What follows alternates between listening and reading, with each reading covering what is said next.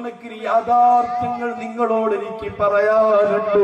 പക്ഷേ സമയമില്ല. ഒരു മനുഷ്യൻ ജീവിതത്തിൽ ചെയ്യുന്ന എല്ലാ സൽക്കർമ്മങ്ങളും മേൽപോട്ടുയർത്തുമെന്ന് പ്രതീക്ഷിക്കണ്ട. നിന്റെ നിസ്കാരങ്ങളൊക്കെ മേൽപോട്ടുയർത്തപ്പെടുന്നുണ്ടെന്ന്, നീ അനുഷ്ഠിച്ച നോമ്പുകളൊക്കെ ഉയർത്തപ്പെടുന്നുണ്ടെന്ന്, നീ പ്രവർത്തിച്ച സൽക്കർമ്മങ്ങളൊക്കെ ആഖിറത്തിൽ എത്തിക്കുമെന്ന് പ്രതീക്ഷിക്കണ്ട. ഒട്ടുമിക്ക അമലുകളും നാട് ആഖിറത്തിൽ നന്മയുടെ തട്ടിൽ ഉണ്ടാവില്ല. അമലുകൾ ഉയർത്തപ്പെടാൻ ഒരുപാട് നിബന്ധനകളുണ്ട്. നിങ്ങൾക്ക് ബോധമുണ്ടോ? ചിന്തിക്കുന്നുണ്ടോ? മനസ്സിലാകുന്നുണ്ടോ? നിസ്കരിച്ച നിസ്കാരങ്ങളൊക്കെ മേൽപോട്ടുയർത്തപ്പെടുന്നില്ല. അനുഷ്ഠിച്ച നോമ്പുകളൊക്കെ മേൽപോട്ടുയർത്തപ്പെടുന്നില്ല. ഹജ്ജും ഉംറയും മുഴുവനും മേൽപോട്ടുയർത്തപ്പെടുന്നില്ല. ചൊല്ലിയ ദിക്റുകൾ മുഴുവനും മേൽപോട്ടുയർത്തപ്പെടുന്നില്ല. കൊടുത്ത ധർമ്മങ്ങൾ മുഴുവനും മേൽപോട്ടുയർത്തപ്പെടുന്നില്ല. മേൽപോട്ടുയർത്തപ്പെടുന്ന അമലുകൾ ഇലൈഹി യസ്അദുൽ കലിമു ത്വയ്യിബു വല്ലമലു സ്വാലിഹു യർഫഉഹു. സാലിഹായ അമൽ മാത്രമാ അമലുകൾ മാറ്റുരയ്ക്കുന്നത്. അതിന്റെ പോരായികൾ പരിശോധിക്കുന്നത് മലക്കുകളാ. ഒരാളോടും മലക്കുകൾ കയ്യാഭാവമില്ല. മലക്കുകൾക്ക് ആരോടും പ്രത്യേകം സിംബലുകളില്ല. ആരോടും മലക്കുകൾക്ക് ദയയില്ല. മനസ്സിലാകാൻ ഉദാഹരണം നിങ്ങൾക്ക് ഞാൻ പറഞ്ഞു തരാം. ഈ പോത്തങ്ങോട് 90 വയസ്സുള്ള ഒരു പ്രായമുള്ള മനുഷ്യനുണ്ട് എന്ന് നിങ്ങൾ സങ്കല്പിച്ചോളൂ. അയാൾ വളരെ കുനിഞ്ഞുകൊണ്ടാ നടക്കുന്നത്. അത്രയും പ്രായം ചെന്നൊരു മനുഷ്യനാണ്. നടക്കാൻ കഴിയൂല. എന്തൊരു പ്രയാസപ്പെട്ടുകൊണ്ടാണ് അയാൾ പള്ളിയിൽ വരുന്നത്. സുബഹിക്ക് വാങ്ക് വിളിക്കുമ്പോൾ അയാൾ പള്ളിയിലെത്തിയിട്ടുണ്ട്. ജമാഅത്തിന് കൃത്യമായി പങ്കെടുക്കുന്നുണ്ട്.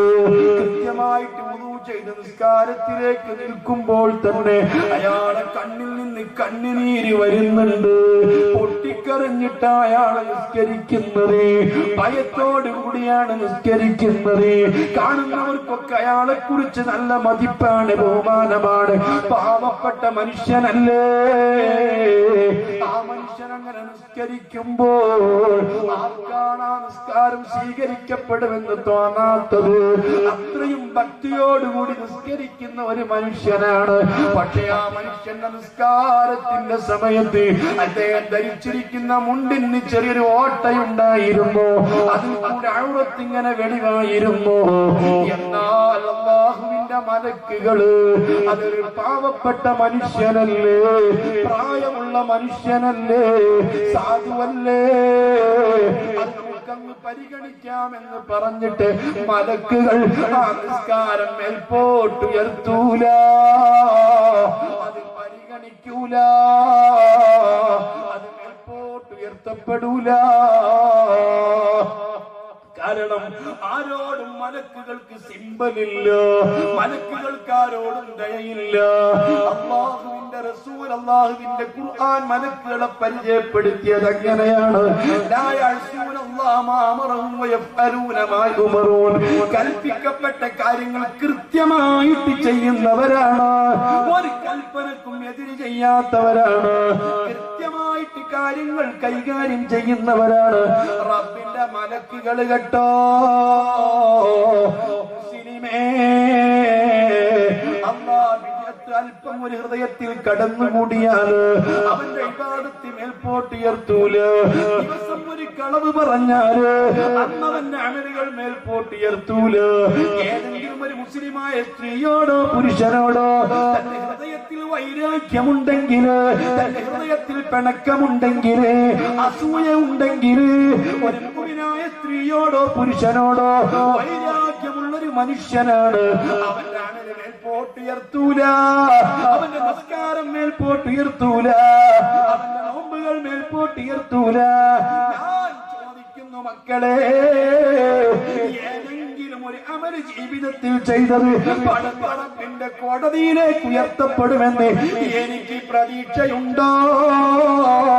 നമുക്ക് പ്രതീക്ഷയുണ്ടോ? ഇല്ല ഇല്ല. നമ്മൾ ജീവിതത്തിൽ ചെയ്തിട്ടുള്ള ഒട്ടുമിക്ക സൽക്കർമ്മങ്ങളും നന്മയുടെ തട്ടിലില്ല, അവിടെ എത്തിയിട്ടില്ല. അതേ സമയത്ത് ജീവിതത്തിൽ ചെയ്തിട്ടുള്ള ഒരു ദുഷ്കർമ്മങ്ങൾക്കും നിബന്ധനയില്ല. കണ്ണു കുടിച്ചത് സഹിയാവാൻ ചർത്തില്ല, പെണ്ണ് പിടിച്ചത് സഹിയാവാൻ ചർത്തില്ല, കളവ് പറഞ്ഞത് സഹിയാവാൻ ചർത്തില്ല.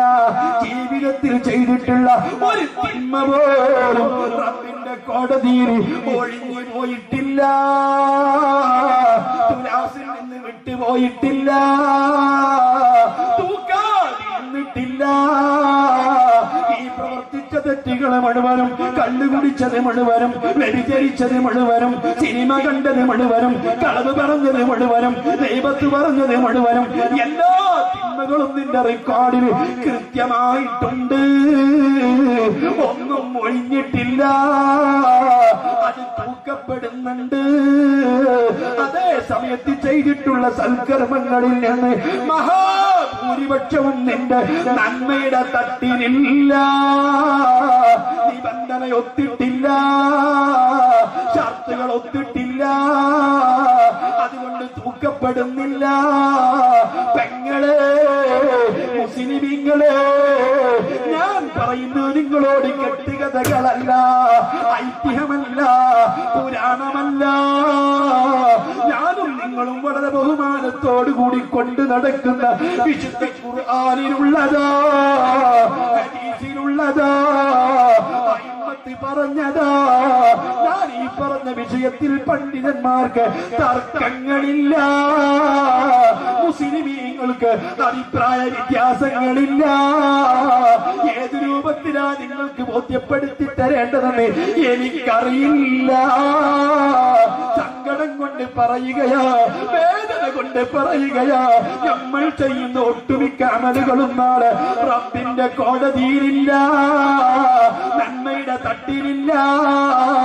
അതേ സമയത്ത് ചെയ്തു കൂട്ടിയിട്ടുള്ള ഒരു തിന്മയും തന്നെ നമ്മുടെ ഏട്ടിൽ നിന്ന് ഒഴിഞ്ഞു പോയിട്ടുമില്ല. ഈ നിലക്ക് തൂക്കപ്പെടുമ്പോൾ പ്രതീക്ഷിക്കാൻ പറ്റുന്ന വല്ലതും നിങ്ങളുടെ ജീവിതത്തിലുണ്ടെന്ന് ചിന്തിച്ചിട്ടുണ്ടോ? ഓർത്തിട്ടുണ്ടോ? മനസ്സിലാക്കിയിട്ടുണ്ടോ? അതാ 350 കിലോമീറ്ററോളം യാത്ര ചെയ്ത് ഞാനിവിടെ വന്നിട്ട് സമൃദ്ധമായ ഭക്ഷണം തന്നിട്ട് എന്റെ സൗകര്യങ്ങളൊക്കെ ഏർപ്പെടുത്തി തന്നിട്ട് എനിക്ക് വേണ്ടത് മുഴുവനും നിങ്ങൾ തന്നിട്ട് നിങ്ങളോട് ഞാൻ പ്രസംഗിച്ചിട്ട് ഈ പ്രസംഗം നിങ്ങൾക്ക് ഉപകരിക്കണ്ടേ, ആഖിറത്തിൽ ഇതുകൊണ്ട് ഉപകാരം കിട്ടണ്ടേ, നിങ്ങൾ രക്ഷപ്പെടണ്ടേ, ഞാനും രക്ഷപ്പെടണ്ടേ, അതിനുവേണ്ടി പറഞ്ഞു തന്നതോ, ഓർമ്മപ്പെടുത്തി തന്നതോ, ബോധ്യപ്പെടുത്തി തന്നതോ. എന്നെ പടുത്ത റബ്ബിന് കേൾക്കുന്നുണ്ട്, എന്റെ അടുത്തും വരത്തുമുള്ള മലക്കുകളിൽ എഴുതി വെക്കുന്നുണ്ട്, ഇവിടുത്തെ മൺതരികളിൽ നിന്ന് സാക്ഷിയായിട്ടുണ്ട്. ഈ മണൽത്തരികളൊക്കെ ഒരു ദിവസം ഇതൊക്കെ വിളിച്ച് പറയുന്നതോ മുഹമ്മദുർ റസൂലുള്ളാഹ്. ഈ മൺതരികൾ സാക്ഷിയാണ് ഞാൻ പറയുന്നത്, അതുകൊണ്ട് ഞാൻ ഉറപ്പെടുത്തിയതാണ്. എങ്ങനെയാണ് ഇത് പറയുന്നത് എനിക്കറിയില്ല. നമ്മൾ ചെയ്യുന്ന ഒട്ടുമിക്ക സൽക്കർമ്മങ്ങളും നാളെ നമ്മുടെ നന്മയുടെ തട്ടിലുണ്ടാവില്ല. എന്നാലോ ഒരു സയ്യിഅത്തും നമ്മിൽ നിന്ന് ഒഴിഞ്ഞു പോവുകയുമില്ല. ഈ നിലക്കാണ് അല്ലാഹു നന്മയും തിന്മയും തൂക്കുന്നത്.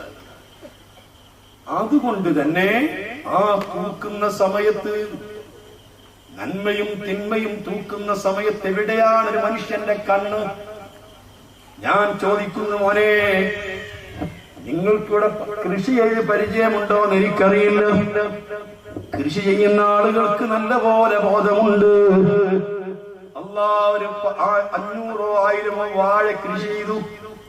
കൃഷിക്കാരൻ, കർഷകൻ ആ കൃഷിക്ക് പിന്നാലെ എത്ര നടക്കണം, ഓരോ ദിവസവും തന്റെ കൃഷിയിടങ്ങളിൽ ചെല്ലണം, അതിന് വളം കൊടുക്കണം, വെള്ളം കൊടുക്കണം. കൃഷി ചെയ്യുന്ന യഥാർത്ഥ ഒരു കൃഷിക്കാരനാണെങ്കിൽ എപ്പോഴും അവന്റെ മനസ്സിൽ തന്റെ കൃഷി തന്നെയാ.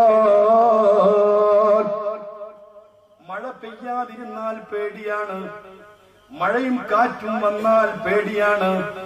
24 മണിക്കൂറും കർഷകന് പേടിയാണ്. കാരണം തന്റെ കൃഷിക്ക് ഉദ്ദേശിക്കുന്ന വിളവ് കിട്ടുകയില്ലയോ, ഫലം കിട്ടുകയില്ലയോ, എന്തെല്ലാം പ്രതീക്ഷയോടുകൂടെയാണ് കൃഷി ചെയ്യുന്നത്. എന്നാൽ ഒരു കൊല്ലം കഴിഞ്ഞാൽ ആ കൃഷിയുടെ വിളവെടുപ്പ് തുടങ്ങുമ്പോൾ മക്കളെ, നിങ്ങൾക്ക് ചിന്തിക്കാനാ ഞാൻ ഇത്രയും ഉദാഹരണങ്ങൾ പറഞ്ഞു തരുന്നത്. ഈ വാഴ മുഴുവനും വെട്ടി, വാഴക്കൊല വെട്ടിയിട്ട് അതിതാ കൊട്ടയിലോ മറ്റോ ആക്കിയിട്ട് അതാ മാർക്കറ്റിൽ കൊണ്ടുപോയി തൂക്കി വിൽക്കുമ്പോൾ ആ തൂക്കിൽ തുലാസിലേക്ക് വെച്ചിട്ട് ഇങ്ങനെ തൂക്കുമ്പോ നാമ്പിലേക്ക് ഇങ്ങനെ നോക്കുകയാണ്. ഓരോ വാഴക്കുലയും 25-30 കിലോ തൂങ്ങിയിട്ടുണ്ട്. ഇവനാണെങ്കിലോ പ്രതീക്ഷിച്ചത് 10-20 കിലോ ആണ്. അല്ലാ, ഇതിന്റെ തൂക്കം ഇങ്ങനെ കൂടുമ്പോ ഇവന്റെ മുഖത്തറിയാതെ പുഞ്ചിരി വരുന്നത് കാണാ. മുഖം വെളുത്തുപോയി. ഇത്ര വിളവ് കിട്ടുമെന്ന് പ്രതീക്ഷിച്ചതല്ല. സന്തോഷിച്ചു പോയി. തന്റെ കൃഷിയുടെ മികവും പൊലിമയും പറഞ്ഞു തുടങ്ങി. ഞാൻ അങ്ങനെ വളം കൊടുത്തതാണ്, അങ്ങനെ കൃഷി ചെയ്തതാണെന്നൊക്കെ പറയാൻ തുടങ്ങി. അതേ സമയത്ത് ബാങ്കിൽ നിന്ന് ലോൺ എടുത്ത് വളം കൊടുത്തതാ, പാട്ടം കൊടുത്തതാ, ഇങ്ങനെ 1000കണക്കിന് രൂപ കൃഷിക്ക് വേണ്ടി ചെലവഴിച്ചിട്ടുണ്ട്. ഈ കൃഷിയെല്ലാം ഈ വാഴക്കൊല വെട്ടി വിറ്റിട്ട് കിട്ടിയിട്ട് വേണം, അത് ലാഭം കിട്ടിയിട്ട് വേണം ഈ കടങ്ങളൊക്കെ വീട്ടാൻ. ആ നിലക്ക് വില വാഴക്കൊല വെട്ടിയിട്ട് തൂക്കി വിൽക്കുകയാണ്. തൂക്കാൻ തുലാസിലേക്ക് വെച്ചിട്ട് നാമ്പ് നോക്കുമ്പോൾ അല്ലാഹ് ഉദ്ദേശിച്ചതിനേക്കാൾ എത്രയോ കിലോ കുറവാണ്. ഓരോ വാഴക്കുലയും 10-20 കിലോ ഉണ്ടാകുമെന്ന് പ്രതീക്ഷിച്ചതാണ്. 6-7-8 കിലോ മാത്രമാണ് തൂങ്ങിയത്. അല്ലാഹ്, മനുഷ്യന്റെ മുഖം കറുത്തുപോയി, കരയാൻ തുടങ്ങി. ഇതിനു വേണ്ടി എത്രയാണ് അധ്വാനിച്ചത്, എവിടുന്നൊക്കെയാ ഇതിനു വേണ്ടി കടം വാങ്ങിയത്, ഈ ഭാരിച്ച കടമൊക്കെ ഞാൻ എങ്ങനെ വീട്ടാനാ എന്ന് ചിന്തിച്ചിട്ട് മുഖമാകെ മ്ലാനതയിലായി. ഇത് നമുക്ക് സാധാരണ അനുഭവങ്ങളല്ലേ. എന്നാൽ മോനെ, നന്മയും തിന്മയും തൂക്കുന്ന സമയത്ത് നിന്റെ തുലാസിൽ നന്മ വെച്ച് തിന്മ വെച്ച് തൂക്കുമ്പോ ആ തുലാസിന്റെ നാമ്പിലേക്ക് നോക്കുമ്പോൾ ഒട്ടുമിക്ക ഹസനാത്തുകളും കാണാത്തത് കൊണ്ട്, ഒരു തിന്മയും ഒഴിഞ്ഞു പോകാത്തത് കൊണ്ട് فأما من خفت موازينه فأمه هاوية. നന്മയുടെ തട്ടുയർന്നു പോയാൽ തിന്മയുടെ തട്ടോ ഭാരം കൂടിപ്പോയി. ഇനി ആ മനുഷ്യന് പറയാനില്ല ഫഉമ്മുഹു ഹാവിയ. അവനെ പിടിച്ചുകൂട്ടി ഉമ്മ വയ്ക്കുന്ന ഉമ്മ ഹാവി എന്ന നരകമാ. നാവിയത്തിനെ കുറിച്ച് നിങ്ങൾക്ക് എന്തറിയാം? നാറുൻ ഹാമിയ. അതേ ദുനിയാവിലെ തീയിനേക്കാൾ 70 ഇരട്ടി ചൂടുള്ള തീയാണ് കേട്ടോ. ഇങ്ങനത്തെ ഒരു രംഗം വരാനുണ്ട്. അതുകൊണ്ട് നന്മയും തിന്മയും തൂക്കുന്ന തുലാസിന്റെ മുൻപിൽ നിൽക്കുമ്പോ എല്ലാ മനുഷ്യന്റെയും കണ്ണ് മുത്തുനബിയിലേക്കാണ്. മക്കളെ, കെട്ടുകഥകളല്ല, പറവലകളല്ല.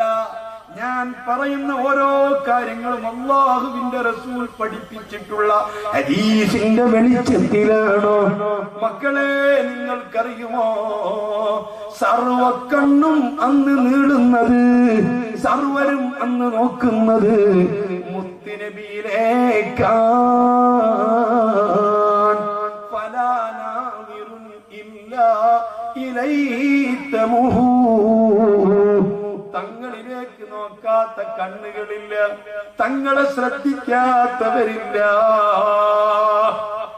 ദുനിയാവിൽ അല്ലാഹുവിന്റെ റസൂലിന്റെ നിർദ്ദേശങ്ങൾക്ക് മുൻപിൽ പകച്ചു നിന്ന മുസ്ലിമേ, അനാറപ്പ് കാണിച്ച മുസ്ലിമേ, തങ്ങളെ വാക്കിനോട് വിലകൽക്കാത്ത മുസ്ലിമേ, നെരിയാണിക്ക് താഴെ മുണ്ടുടുക്കരുത്, നെരിയാണിക്ക് താഴെ പാൻറിറങ്ങരുത് എന്നല്ലാഹുവിന്റെ റസൂല് പറഞ്ഞപ്പോ പരിഷ്കാരം അനുവദിക്കാത്ത മുസ്ലിമേ, അല്ലാഹ് മുടി മുറിക്കുന്ന സമയത്ത് ഇടത്തും വലത്തും പിറകിലും പല രൂപത്തിലായിട്ട് മുടി മുറിക്കരുത്, ഒന്നുകിൽ ഒരേ രൂപത്തിൽ മുടി മുറിച്ചിരിക്കണം എന്ന് അല്ലാഹുവിന്റെ റസൂൽ പറഞ്ഞപ്പോ നിന്റെ പരിഷ്കാരം കൊണ്ട് അവഗണിച്ച മുസ്ലിമേ, ആഖിറു സമാനിലെ മക്കളെ, അല്ലാഹുവിന്റെ റസൂൽ പഠിപ്പിച്ചു, വലത്തെ കൈ കൊണ്ട് കൊടുക്കണം, വലത്തെ കൈ കൊണ്ടെടുക്കണം, വലത്തെ കൈ കൊണ്ട് കുടിക്കണം, വലത്തെ കൈ കൊണ്ട് തിന്നണം. ഒരു കാര്യം അല്ലാഹുവിന്റെ റസൂൽ ഇടത് കൈ കൊണ്ട് ചെയ്തിട്ടില്ല. ടോയ്ലറ്റിന് മാത്രമാ തങ്ങൾ ഇടത്തെ കൈ ഉപയോഗിച്ചത്. ഞാൻ ചോദിക്കുന്നു, എത്ര മുസ്ലിമീങ്ങളുണ്ട് ഇടത്തെ കൈ കൊണ്ട് കുടിക്കുന്നവർ, ഇടത്തെ കൈ കൊണ്ട് സൽക്കരിക്കുന്നവർ, ഇടത്തെ കൈ കൊണ്ട് തിന്നുന്നവർ? ഇല്ല, ഈ നബി നിന്നെ പൊറുക്കില്ല, ഈ നബി നിന്നെ വിടില്ല. എന്തേ നബിനോട് എനിക്ക് ഇത്ര വലിയ വിരോധം തോന്നാൻ കാരണം? എന്താണ് ഈ നബി നിന്നോട് ചെയ്തിരിക്കുന്ന തെറ്റ്? എന്താ ഈ നബിയോട് എനിക്ക് ഇത്ര അമർഷം തോന്നിയത്? അല്ലാ, ഇന്ന് മുതൽ ഞാൻ ഉറപ്പെടുത്തുന്നു, ചിന്തിക്കുന്നവരുണ്ടോ, ബോധമുള്ളവരുണ്ടോ? ഇടത് വലത്ത് കൈകൊണ്ട് കുടിക്കുന്നതിനെന്ത്, വലത് കൈകൊണ്ട് തിന്നുന്നതിനെന്ത്, വലത് കൈകൊണ്ട് കൊടുക്കുന്നതിനെന്ത്, വലത് കൈകൊണ്ട് എടുക്കുന്നതിനെന്ത്, വലത് മണ്ടിക്കുന്നതിനെന്താ? എന്റെ ഹബീബിന്റെ ചര്യയാണ്, എന്റെ ഹബീബിന്റെ നിർദ്ദേശമാണ്. എന്തുകൊണ്ട് ചിന്തിച്ചില്ല? ഞാൻ പ്രിയപ്പെട്ട പെങ്ങളോട്, എന്റെ പ്രിയപ്പെട്ട സഹോദരിയോട് ചോദിക്കുന്നു, സഹോദരി, എനിക്കും നിനക്കും ഇങ്ങനത്തെ ഒരു സമയം വരാനില്ലേ? ഇങ്ങനത്തെ ഒരു കാര്യം നമുക്ക് ഓർക്കാറില്ലേ? അല്ലാ, എന്റെ പ്രസംഗം കാട് കയറിയോ? ഞാൻ പേടിക്കുകയാണ്. നിനക്കറിയുമോ പെങ്ങളെ,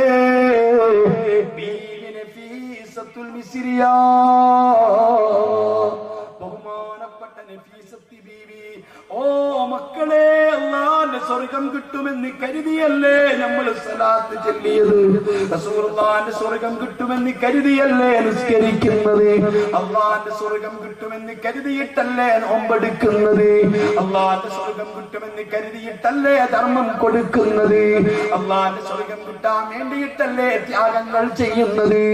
എന്നാൽ നിങ്ങൾക്ക് കേൾക്കണോ, നിങ്ങൾ ചിന്തിച്ചോളോ, ഇരുന്നു കൊണ്ട് ചിന്തിച്ച മുസ്ലിമേ, അല്ലാഹുവിന്റെ സ്വർഗത്തിലേക്ക് എത്താൻ ഈ റസൂൽ നമുക്കൊരു പാലം പഠിപ്പിച്ചിട്ടുണ്ട്. നരകത്തിന്റെ മീതെ ഇട്ടിരിക്കുന്ന ഒരു പാലമാണ്. ആ പാലം കടക്കാതെ സ്വർഗത്തിലെത്തൂല. അതേ, വഇമ്മിൻകും ഇല്ലാ വാരിദുഹാ, ഈ പാലത്തിൽ കൂടി കടക്കാത്ത ഒരാളുമില്ല. അമ്പിയാക്കളാണെങ്കിലും ഔലിയാക്കളാണെങ്കിലും സ്വാലിഹീങ്ങളാണെങ്കിലും പണ്ഡിതന്മാരാണെങ്കിലും സ്ത്രീകളാണെങ്കിലും എല്ലാവരും ഈ പാലം കടക്കണം. ഈ പാലം നരകത്തിന്റെ കുറുകയിട്ട പാലമാ. ആ പാലം കടന്നിട്ട് നിന്റെ രണ്ട് കാലും സ്വർഗത്തിലെത്തിയിട്ടല്ലാതെ നിനക്ക് പേടി തീർന്നിരിക്കാൻ അവസരങ്ങളില്ല, സന്തോഷത്തിന് വകയില്ല. രക്ഷപ്പെട്ടു എന്ന് പറയാനായിട്ടില്ല. അല്ലാഹ് രക്ഷപ്പെട്ട് മക്കളൊക്കെ കെട്ടിച്ചയച്ചു, മക്കൾക്കൊക്കെ മക്കളായി, അല്ലാഹ് അവർക്കൊക്കെ വീട് വെച്ചു കൊടുത്തു. അല്ലാഹുവിന്റെ തൗഫീഖ് കൊണ്ട് ഹജ്ജും ചെയ്തു, കൃത്യമായിട്ടൊക്കെ നിസ്കരിച്ചു. കാര്യമായിട്ട് ബാധ്യതകളൊന്നുമില്ല, രക്ഷപ്പെട്ടു. മോനെ പറയാനായിട്ടില്ല. വിജയിച്ചു എന്ന് പറയണമെങ്കിൽ നിന്റെ രണ്ട് കാലം സ്വർഗത്തിലെത്തണം മോനെ. ഇതുകൊണ്ടാണ് ഫമൻ സുഹിസിഹ അനിന്നാരി വഉദ്ഖിലൽ ജന്നത ഫഖദ് ഫാസ്. അതേ, ഈ നരകത്തിന്റെ കുറുകയിട്ടിരിക്കുന്ന പാലം കടന്ന് രണ്ടു കാലം സ്വർഗത്തിലെത്തിയെങ്കിലല്ലാതെ വിജയിച്ചു എന്ന് പറയാവതല്ല. ആ പാലം എനിക്കും കടക്കണം, നിങ്ങൾക്കും കടക്കണം. ഇത് വിശ്വസിക്കാനാണ് മുത്തു മുഹമ്മദ് മുസ്തഫ 90,000 അത്ഭുതങ്ങൾ അതിനാണ് നമുക്കിപ്പോ കാണിച്ചു തന്നത്. ഇത് പറഞ്ഞപ്പോഴാണ് അബൂജഹലിന് ഉൾക്കൊള്ളാൻ കഴിയാതിരുന്നത്.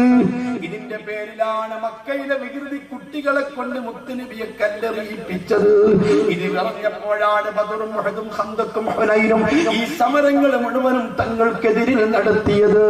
ഇത് പറഞ്ഞപ്പോഴാണ് തങ്ങളെ ഒട്ടകത്തിന്റെ കൊടൽമാല കഴുത്തിൽ ആരാർപ്പണം നടത്തിയത്. ഇതിന്റെ പേരിലാ തങ്ങൾക്ക് ഉപരോധം ഏർപ്പെടുത്തിയത്. ഇതുകൊണ്ടാ തങ്ങളെ മുഴുവനും അവർ ആക്രമിച്ചത്. ഇതിന്റെ പേരിലാ തങ്ങളെ അട്ടി ഓടിച്ചത്. ഇതുകൊണ്ടാ തങ്ങൾ നാടും വീടും വിടേണ്ടി വന്നത്. ആ റസൂല് പഠിപ്പിച്ച പാലം നിനക്കറിയുമോ?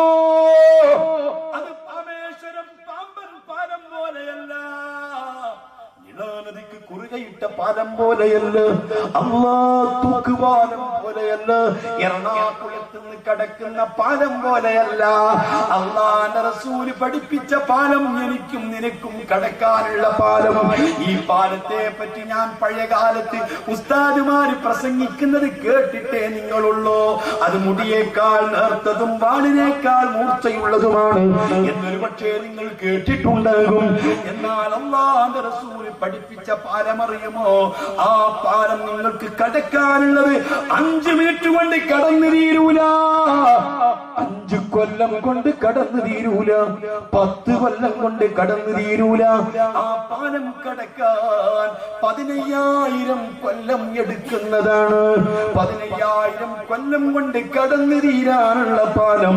ഈ പാലം നരകത്തിന്റെ മീതെ ഇട്ടിരിക്കുന്ന പാലം.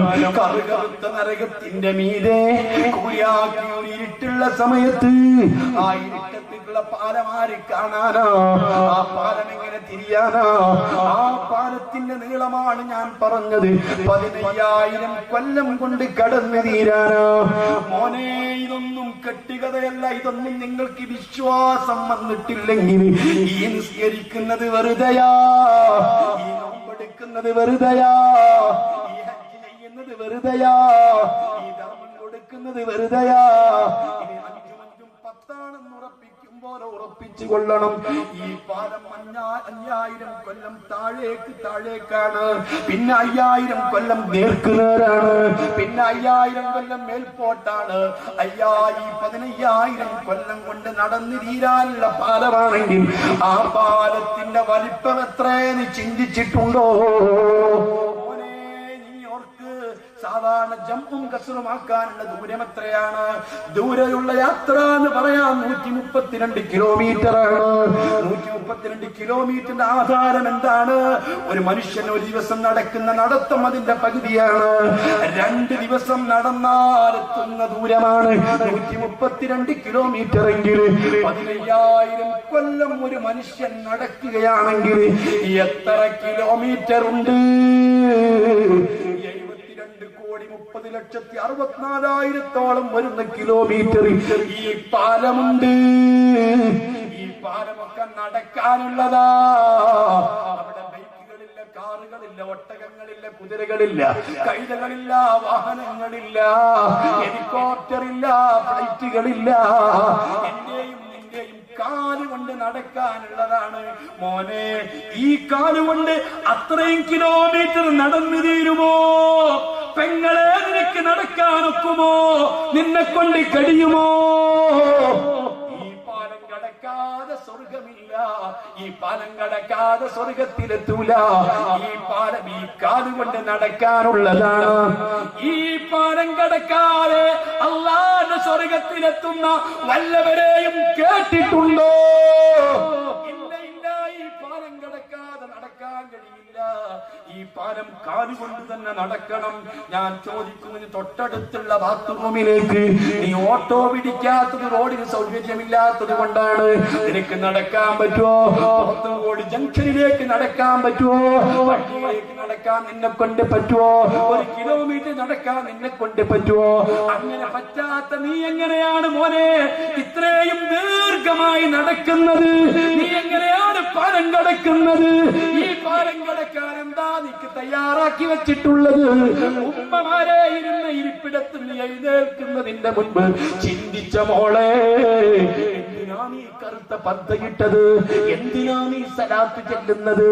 എന്തിനാ നീ നിസ്കരിക്കുന്നത്? എന്തിനാ നീ ധർമ്മം കൊടുക്കുന്നത്? എന്തിനാ നീ ഹജ്ജ് ചെയ്യുന്നത്? ഈ പാലം കടന്ന് സ്വർഗത്തിലെത്താനല്ലേ? ഈ പാലം കടക്കാൻ എന്താണ് കരുതി വെച്ചത്? എന്നാൽ നിങ്ങൾക്ക് കേൾക്കണോ, അല്ലാഹുവിന്റെ റസൂല് പഠിപ്പിച്ചു, ഈ ദുനിയാവിലുള്ള 8 കാര്യങ്ങൾക്കുള്ള നടത്തങ്ങള് ഈ പാലം കടക്കാൻ ഒരു ചുവടിന് 100 ചുവട് വെക്കാനുള്ള ഊർജം നൽകുന്നതാണ്. إنا نحن نحيي الموت ونكتب ما قدموا وآثارهم وكل شيء أحصيناه في إمام مبين. അല്ലാഹ് യാസീൻ സൂറത്തിലെ ഈ ദുനിയാവിൽ വെച്ച് നടക്കുന്ന ചില ചുവടുകള്, ചില കാലടിപ്പാടുകള് ഈ പാലം കടക്കുമ്പോ നിനക്ക് 100 അടി നടക്കാൻ ഊർജം തരുന്ന ചില നടത്തങ്ങളുണ്ട്. പുരുഷന്മാർ പള്ളിയിലേക്ക് ജമാഅത്തിന് വേണ്ടി കാലെടുത്ത് വെക്കുമ്പോൾ ഒരു ചവിട്ടിന് 100 അടി ചവിട്ടി വെക്കാൻ നിനക്ക് ഊർജം പകരുന്നുണ്ട്. അതിന് പള്ളിയിലേക്ക് ജമാഅത്തിന് നടന്നു വയ്ക്കോന്ന് പറയുന്നത്. അല്ലാഹ് ഒരു മയ്യത്തിന്റെ കൂടെ നടക്കുന്ന നടത്തത്തിന്, ഒരു മുഅ്മിനായ പെണ്ണിന്റെ മയ്യത്തിന്റെ കൂടെ നടക്കുന്ന നടത്തത്തിന്, അതാ അതിന്റെ പാലം കടക്കുന്ന സമയത്ത് 100 അടി വെക്കാൻ അതുകൊണ്ട് കഴിയുന്നത് തീർന്നില്ല. ഒരു കണ്ണ് കാണാത്തവന്റെ കയ്യും പിടിച്ചുകൊണ്ട് നടന്നാൽ ഒരു ചുവടിന് 100 അടിക്കുള്ള ശക്തി കിട്ടുന്നുണ്ട്. ഒരു പാവപ്പെട്ടവനെ സഹായിക്കുന്നതിന് വേണ്ടി, ഒരു പാവപ്പെട്ടവന് വീട് വെക്കുന്നതിന് വേണ്ടി, ഒരു പാവപ്പെട്ടവന്റെ രോഗത്തിന്റെ ചികിത്സയ്ക്ക് വേണ്ടി, ഒരു സ്വാന്തന പ്രവർത്തനത്തിന് വേണ്ടി, ഒരു പാവപ്പെട്ട പെൺകുട്ടിയെ കെട്ടിക്കുന്നതിന് വേണ്ടി, ഒരു പാവപ്പെട്ടവന് വീടെടുത്തു കൊടുക്കുന്നതിന് വേണ്ടി, ഒരു പാവപ്പെട്ടവനെ സഹായിക്കുന്നതിന് വേണ്ടി നീ നടന്നാൽ നിന്റെ ഒരു ചുവട് നാളെ 100 അടി ചവിട്ടെടുത്ത് വെക്കാൻ നിനക്ക് ഊർജം പകരുന്നതാണ്, ശക്തി കിട്ടുന്നതാണ്, തങ്ങൾ പഠിപ്പിച്ചതാണ്. നടക്കുന്ന നടത്തം, ഉംറയ്ക്ക് വേണ്ടി നടക്കുന്ന നടത്തം, തവാഫിന് വേണ്ടി നടക്കുന്ന നടത്തം, സഅയിന് വേണ്ടി നടക്കുന്ന നടത്തം, ആ നടത്തങ്ങളൊക്കെ ഓരോ ചുവടിനും നിനക്ക് നാളെ ഈ പാലം കടക്കുമ്പോൾ 100 അടി വെക്കാൻ ഊർജം പകരുന്നതാണ്. ചിന്തിച്ച ബഹുമാനപ്പെട്ട ബീബി നഫീസത്തുൽ മിസ്രിയ, അതാ കൈറോ പട്ടണത്തിൽ നിന്ന്, കൈറോയിലല്ലേ ബഹുമാനപ്പെട്ട നസ്ബീസാ ബീവി റളിയല്ലാഹു അൻഹയുടെ ഖബറുള്ളത്, അവിടെയല്ലേ തന്റെ വീടുള്ളത്. ആ കൈറോയിൽ നിന്ന് 1444 കിലോമീറ്റർ ദൂരമുണ്ട് പരിശുദ്ധ മക്കയിലേക്ക്. ആ മക്കയിലേക്ക് ഹജ്ജിന് വേണ്ടി നടന്നതാ. എത്ര ഹജ്ജ് മോളെ? 20 ഹജ്ജിന് വേണ്ടി ബഹുമാനപ്പെട്ട നഫീസ ബീവി നടന്ന് വന്നതാ. ചെയ്തിട്ട് 20ാമത്തെ ഹജ്ജും കഴിഞ്ഞിട്ട് വദാഇന്റെ തവാഫും ചെയ്തിട്ട് തവാഫിന് ശേഷമുള്ള 2 റക്അത്ത് നിസ്കാരം കഴിഞ്ഞിട്ട് മഖാം ഇബ്രാഹിമിന്റെ പിറകിൽ നിന്നിട്ട് ഇരുന്നിട്ട് ബഹുമാനപ്പെട്ട നഫീസത്ത് ബീവി ഈ മഖാം ഇബ്രാഹിം എന്ന കല്ലിലേക്ക് നോക്കിയിട്ട് പൊട്ടിക്കരഞ്ഞതാ. അല്ലാഹ് പ്രത്യേകത, എന്റെ പ്രിയപ്പെട്ട ഉപ്പ ഇബ്രാഹിം നബി അലൈഹിസ്സലാത്തു വസ്സലാം തങ്ങൾ കയറുന്ന ഒരു കല്ല് എന്റെ പ്രിയപ്പെട്ട മരുമകൾ കുളിപ്പിക്കാൻ വേണ്ടിയിട്ട് അമ്മോശനെ ഈ കല്ലിൽ കയറ്റി നിർത്തിയതാണ്. ഈ കല്ലിൽ കയറ്റി ഇരുത്തിക്കൊണ്ട് വെള്ളമൊഴിച്ചപ്പോൾ ബഹുമാനപ്പെട്ട ഇബ്രാഹിം നബിയുടെ കാൽപ്പാടുകൾ ഈ കല്ലിൽ പതിഞ്ഞതാണ്. ആ കല്ല് പിൽക്കാലത്ത് കഅബയിലെത്തിയതാണ്.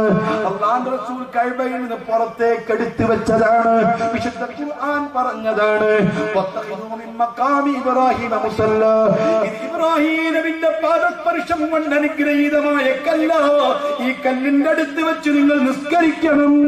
ബഹുമാനപ്പെട്ട ഇബ്രാഹിം നബി അലൈഹിസ്സലാത്തു വസ്സലാം ഹജ്ജിന് വരുന്ന കോടിക്കണക്കിന് ആളുകളെ സ്വീകരിക്കുന്നത് ഈ കല്ലിന്റെ അടയാളം കൊണ്ട് മാത്രമാ.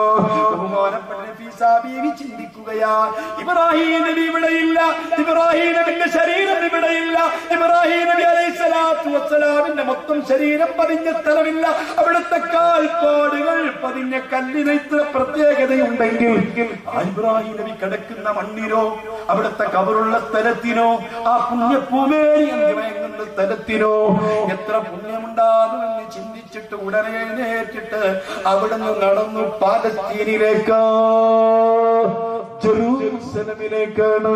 അല്ലാഹു ബൈത്തുൽ മുഖദ്ദസ് എന്ന പള്ളിക്ക് ചുറ്റടുത്തുള്ള 36 കിലോമീറ്റർ യാത്ര ചെയ്താൽ കിട്ടുന്ന ഖലീൽ കുന്നിലാണ് ഇബ്രാഹിം നബിന്റെ ഖബറുള്ളത്. അതിന്റെ അടുത്താണ് ഇസ്മായിൽ നബി ബഹുമാനപ്പെട്ട യാക്കൂബ് നബിന്റെ ഖബറുള്ളത്. അവിടെയാണ് ഇസ്ഹാഖ് നബിന്റെ ഖബറുള്ളത്. അവിടെയാണ് റാഹീൽ ബീവിന്റെ ഖബറുള്ളത്. ഈ ബഹുമാനപ്പെട്ട ഇബ്രാഹിം നബിന്റെ ഖബറിന്റെ അടുത്തേക്ക് ബഹുമാനപ്പെട്ട നഫീസ ബീവി നടന്നു. വീണ്ടും ആയിരക്കണക്കിന് കിലോമീറ്ററാണ് നടന്നത്. നടന്നിട്ട് ഇബ്രാഹിം നബിന്റെ ഖബറിന്റെ അരികിൽ ചെന്നിട്ട് സലാം പറഞ്ഞു, പൊട്ടിക്കരഞ്ഞു. എന്റെ ഉപ്പുപ്പ ഔസിനി, രക്ഷപ്പെടാൻ എന്തെങ്കിലും ഇവിടുന്ന് പറഞ്ഞു തരണം, വസിയ്യത്ത് ചെയ്തേക്കണം. പകല് മുഴുവനും നോമ്പ് നോറ്റ നഫീസ ബീവി, രാത്രി മുഴുവനും നിസ്കരിച്ച നഫീസ ബീവി, അതാ 36,000 ഖത്മ് ഖുർആൻ ഓതിയിട്ട് താൻ കുളിച്ചു വെച്ച ഖബറിലേക്ക് തന്റെ കണ്ണിൽ നിന്ന് കണ്ണുനീര് ഇറ്റി വീണ് ആ ഖബർ നിറച്ച ബഹുമാനപ്പെട്ട നഫീസ ബീവി മിസ്ലെത്തിയപാട് ഖബർ കുഴിച്ചത്, ഖബറിനടുത്ത് ഖുർആൻ ഓതിയത്, തന്റെ കണ്ണിൽ നിന്ന് കണ്ണീരൊഴുകിയത്, ആ കണ്ണീര് കൊണ്ട് ഖബർ നിറഞ്ഞത്. ആ നഫീസ ബീവി പറയുകയാ, രക്ഷപ്പെടാ പാലം കടക്കാൻ എന്തെങ്കിലും ഒന്ന് വസിയ്യത്ത് ചെയ്യുമോ? ബഹുമാനപ്പെട്ട നബി ഇബ്രാഹിം നബി അലൈഹിസ്സലാത്തു വസ്സലാമിന്റെ പേരമകളല്ലേ, മുത്തുനബിന്റെ പേരക്കുട്ടിയല്ലേ, നബിസാ ബിവിക്ക് വലൈഹിസ്സലാം, കുഞ്ഞിമോളെ ചെയ്യുന്നു. എന്റെ ശബ്ദം കേൾക്കുന്ന മുഅ്മിനാത്തുകളോട്, എന്റെ ശബ്ദം കേൾക്കുന്ന ഉമ്മമാരോട്, എന്റെ ശബ്ദം കേൾക്കുന്ന മുസ്ലിമീങ്ങളോട് ഇബ്രാഹിം നബിയുടെ വസിയത്ത് ചെയ്യുന്നു. അലൈകി ബിസൂറത്തി സൽസല, സൂറത്ത് നല്ലപോലെ ഓതിക്കൊള്ളണം, ഇടക്കിടക്ക് പാരായണം ചെയ്തുകൊണ്ടിരിക്കണം. ഈ സൂറത്തു സൽസലത്ത് ഇദാ സുൽസിലത്തിൽ അർളു സിൽസല വഅഖ്റജത്തിൽ അർളു വസ്ഖാല വഖാലൽ ഇൻസാനു മാ ലഹാ. ഈ സൂറത്തിനെ കുറിച്ച് ഓർക്കണേ, ഈ സൂറത്ത് നിങ്ങൾ ഓതണേ, ഈ സൂറത്തിനെ കുറിച്ച് ബോധം വേണേ. യൗമൈദിൻ തുഹദ്ദിസു അഖ്ബാറഹാ, കൊണ്ടിരിക്കുന്ന ഞാനും നീയും ഇരുന്നു കൊണ്ടിരിക്കുന്ന ഞാനും നീയും നടന്നുകൊണ്ടിരിക്കുന്ന എല്ലാ നന്മകൾക്കും തിന്മകൾക്കും ഞാൻ ഏകമാകുന്നു, സാക്ഷിയാകുന്നു.